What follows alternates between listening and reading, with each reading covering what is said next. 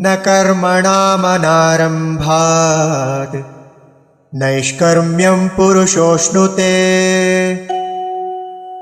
न च सन्न्यसनादेव सिद्धिं समधिगच्छति। न कर्मणाम् अनारम्भात् नैष्कर्म्यं पुरुषः अश्नुते न च सन्न्यसनात् एव सिद्धिं समधिगच्छति। न कर्मणामनारम्भात् नैष्कर्म्यं पुरुषोऽश्नुते न च सन्न्यसनादेव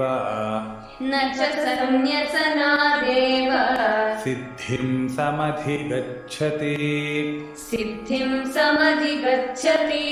न कर्मणामनारम्भान् नैष्कर्म्यं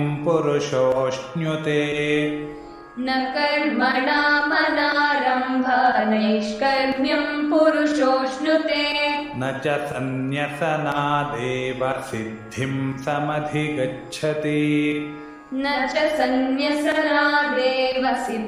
समधिगच्छति।